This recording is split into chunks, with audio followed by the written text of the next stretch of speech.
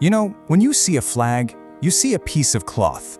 But this is something else entirely. It's more than just a flag. It's a story. A story of revolution, of ancient philosophy, and really, the story of a nation's very identity, all forged in the fire of a freedom struggle. But first, let's just try to wrap our heads around the sheer scale here. This one flag, this single symbol, represents over 1.4 billion people. That's 1/6 of all humanity. It makes this one of the most significant emblems on the entire planet. And here's where it gets really interesting. Because the story of why that iconic wheel in the center was changed, well, that little switch reveals the very soul of India's journey, from a revolutionary movement to a sovereign nation. So to really understand this flag, we've got to break it down.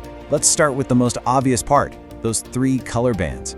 It's known as the Tiranga, which just means tricolor. Now, each of these colors was picked for a very specific reason. That saffron color at the top, that's all about the courage and the sacrifice of the freedom fighters.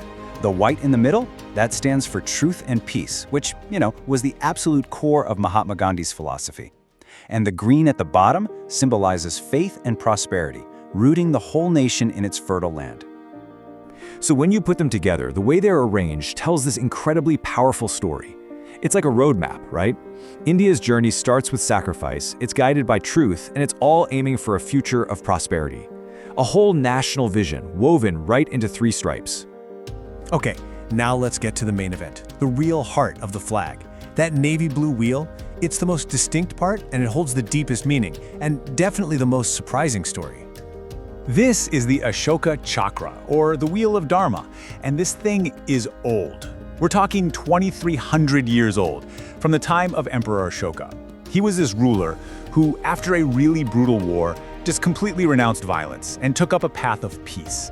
So those 24 spokes, they represent the 24 hours of the day, a constant reminder that the nation has to keep moving forward, guided by what's called Dharma, this idea of cosmic law and just living right. But here's the twist. This ancient symbol of peace and universal law, it wasn't the original choice. Nope.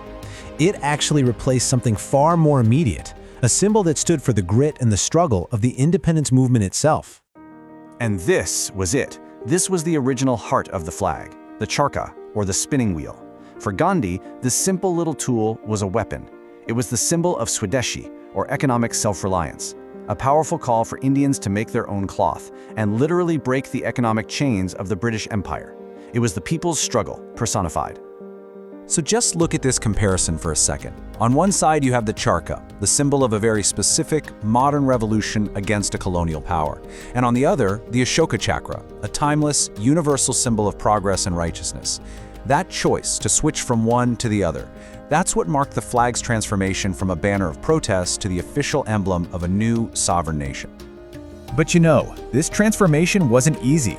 We can't just talk about the symbols without talking about what it actually took to even raise this flag. Its colors are basically soaked in the sacrifice of the people who fought for that freedom.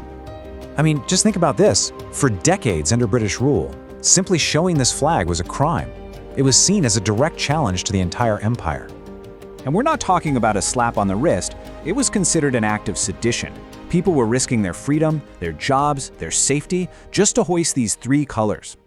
And thousands of them willingly paid that price. Flying the flag became this massive act of civil disobedience. People were filling the jails all across the country, and their only crime was their patriotism. This quote just perfectly captures the genius of Gandhi's strategy. See, by willingly getting arrested for something so peaceful, the protesters showed the world just how unjust British rule was.